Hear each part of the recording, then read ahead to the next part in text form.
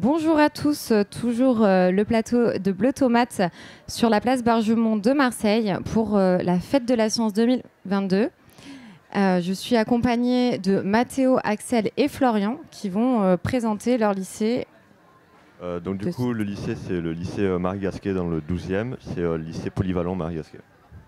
Merci d'être avec nous, les garçons, pour cette deuxième échange, deuxième table ronde avec un doctorant, donc une doctorante, donc Ludivine, qui est en deuxième année de thèse et qui va se présenter et présenter donc son sujet de recherche. Et vous allez pouvoir lui poser toutes les questions que vous voulez sur sa formation, sur son sujet, bien évidemment. Je te laisse te présenter. Donc oui, je suis Ludivine et je travaille sur le contrôle biologique en verger de pommier. Donc l'idée en fait c'est de favoriser la régulation des ravageurs du pommier, par exemple des pucerons, par leurs ennemis naturels. Donc je vous laisse poser les questions. Est-ce que sur son sujet de thèse, vous avez déjà une première question, les garçons? Combien d'années d'études avez-vous mené? Alors là, je suis à ma deuxième année de thèse et avant ça, j'ai eu 5 ans d'études. Donc j'ai fait 3 ans de licence en biologie, écologie et puis en master, donc en 2 ans, en master en agroécologie à Paris. Donc là, elle est à sa 7e année après le bac. Est-ce que vous avez d'autres questions, peut-être plus sur son sujet de thèse? Y a-t-il beaucoup d'insectes qui disparaissent par jour? Alors par jour, je pourrais pas te répondre, mais il y en a beaucoup et de plus en plus. C'est pas mon sujet à moi, mais il y a beaucoup de facteurs qui vont influencer la disparition des insectes et pour beaucoup liés aux activités humaines. Et les chiffres exacts, on ne peut pas quantifier par jour ou par mois, mais c'est énormément et parfois des espèces entières qui disparaissent. Est-ce qu'il y a une autre question? Et du coup, est-ce que c'est compliqué en étant une femme de faire ce métier ou pas du tout? Alors pour moi, personnellement, non. En fait, je pense que ça dépend aussi beaucoup des disciplines. Dans mon laboratoire, il y a à peu près autant de femmes que d'hommes. Mais il y a des disciplines où il va y avoir beaucoup plus d'hommes. Et ça peut se voir dès la formation. Il y a des formations où il y a très peu de femmes. Et ce qu'on voit aussi dans la recherche, c'est qu'on peut avoir beaucoup de femmes au poste un peu bas, entre guillemets. Par exemple, technicien, etc. Et plus on monte, souvent plus il y a d'hommes.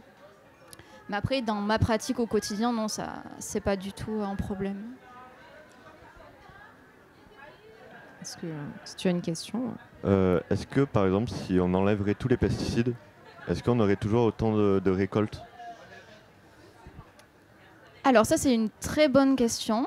Je ne suis pas sûre qu'elle soit tranchée. Il y a quand même des études qui montrent que, par exemple, si on était plutôt en agriculture biologique, on pourrait avoir des rendements équivalents. Après, agriculture biologique, ça ne veut pas dire non traité. Et puis, il n'y aura pas des traitements tels qu'on les utilise aujourd'hui, donc des produits de synthèse, mais il y aura toujours des méthodes qui seront alternatives pour réguler les ravageurs. Peut-être pour que tu détailles un petit peu plus ton sujet. Donc je rappelle que je le dis tout court, que tu es donc dans un labo INRAE et IMBE. Est-ce que tu peux nous dire ton sujet exact de thèse? Parce que j'imagine que tu as une problématique. Donc le sujet exact, c'est d'étudier les relations trophiques que les cirfes et les parasitoïdes entretiennent avec la végétation des vergers et les bioagresseurs. Donc les cirfes et les parasitoïdes, c'est 2 groupes d'ennemis naturels qui vont en fait aller, entre guillemets, manger des insectes un peu plus nuisibles ou en tout cas des insectes qu'on ne veut pas en voir dans les cultures. Donc par exemple des pucerons ou un autre insecte qu'on appelle le carpocaps, c'est une petite chenille qui va aller vivre dans les pommes. Et les parasitoïdes, c'est des petites guêpes qui vont aller pondre à l'intérieur, donc soit des pucerons, soit des chenilles, des larves de carpocaps, et finissent par les tuer. Donc c'est intéressant de favoriser la présence de ces ennemis naturels en verger pour réguler les insectes ravageurs d'une autre manière, justement pour éviter les produits de synthèse dont tu parlais. Vraiment des enjeux plus que jamais d'actualité pour protéger les cultures, surtout dans la région. Est-ce que ça vous inspire d'autres questions ou des réflexions? Est-ce qu'il y a beaucoup de solutions pour régler ces problèmes qu'il y a du coup de tous les jours? Donc tu veux dire des solutions pour réduire les insectes ravageurs? Alors en fait, il n'y en a pas une seule. Souvent, on parle de lutte intégrée parce qu'on va combiner différents leviers. Donc comme je disais, attirer ces insectes, ça peut passer par exemple par le fait de semer des fleurs, etc. Mais il peut y avoir d'autres leviers, par exemple la prophylaxie, retirer les fruits abîmés pour éviter que les ravageurs restent dans les cultures. Moi, je travaille sur les vergers, donc c'est des cultures qui restent dans le temps.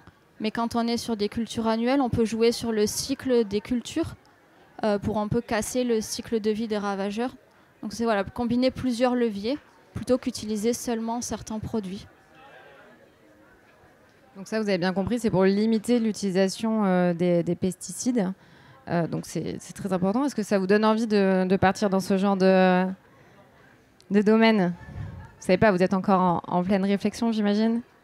Après, j'ai une question. On t'écoute, on t'écoute. Qu'est-ce qui vous a donné l'envie de faire ce métier? Est-ce que c'est depuis l'enfance ou... C'est une très bonne question. Moi, j'ai commencé mes études donc, par la biologie parce que c'était ce que j'aimais bien au lycée, sans avoir d'idées trop précises.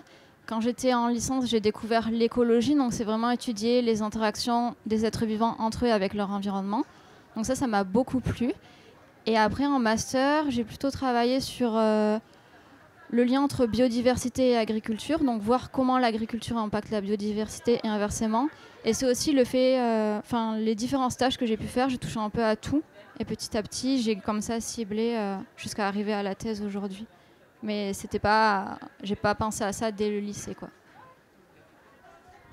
C'est rare de connaître son sujet de thèse en avance. J'avais une question. Est-ce que, par exemple, je ne sais pas si vous l'étudiez, mais est-ce que, par exemple, les fourmis, elles gardent la terre en bonne santé?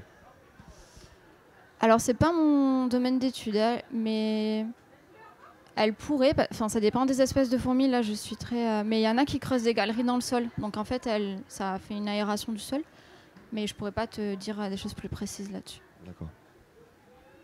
Est-ce que, comme on l'a vu tout à l'heure avec Thibaut, qui était qu'en première année, donc il n'avait pas encore de résultats dans ses recherches, est-ce que toi, tu as déjà des résultats intéressants à partager? Moi, je viens de terminer mes relevés de terrain. Donc là, on est encore en train de faire nos analyses statistiques. Mais on a quelques petites tendances qui ressortent. Par exemple, cette année, on avait semé différentes espèces de fleurs pour attirer les ennemis naturels. Et ce qu'on remarque, c'est que les ennemis naturels, ils vont cibler les fleurs qui produisent le plus de sucre, donc qui ont un nectar très sucré. Donc ça peut être des guides après pour les agriculteurs pour choisir les bonnes espèces à semer. Sujet vraiment très intéressant. Est-ce que vous avez une dernière question pour Ludivine? Moi, c'est bon. C'est bon? Eh Ouais, bien, merci beaucoup. Merci à vous aussi, les garçons. J'espère que vous avez encore une fois appris plein de choses. Oui, merci. Donc, très bonne journée et bonne fête de la science 2022.